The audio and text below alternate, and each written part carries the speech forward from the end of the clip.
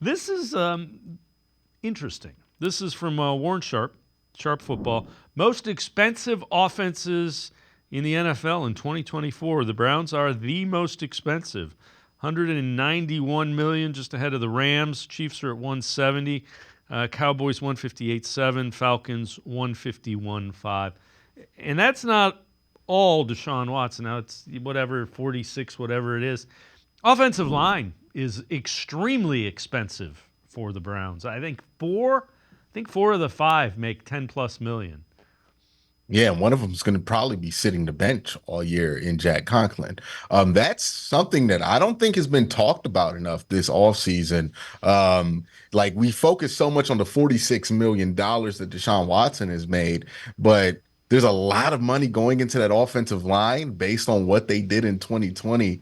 And that offensive line has not been the same as they were in 2020. And you can argue that they've kind of been coasting on that reputation the last couple of years because last year, I don't think even before all of the injuries went down on an offensive line, that they were playing at an especially high level at the start of the year. So that's where I would really have to microscope on, hey, is this offensive line living up to expectations? Because we have not seen the same Wyatt Teller.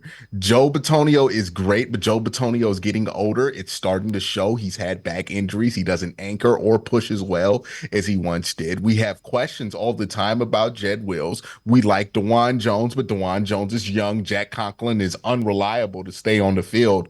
And then you have Ethan Posick, who's held it down pretty well at that center spot.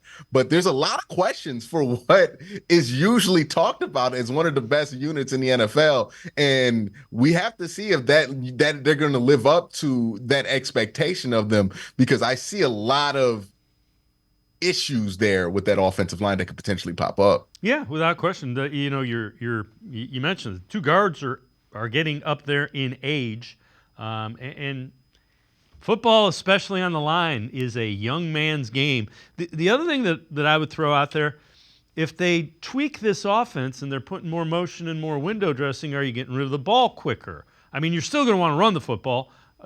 Can you find younger, more affordable offensive line?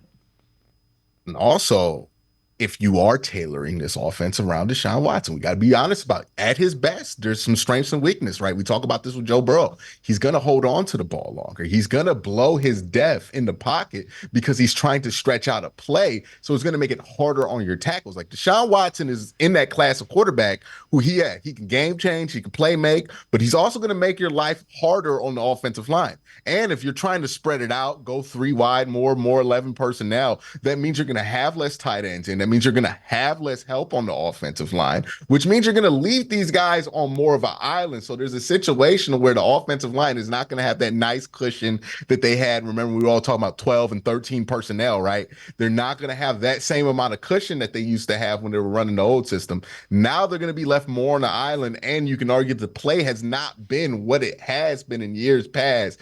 And that's where I'm like, you got to pay attention to that, see if that's going to be a storm to come up for this season, if this offensive line is going to be good, because it's not a great spot for them already. And I don't think they've been playing the greatest either. That's where I'll really be focused on.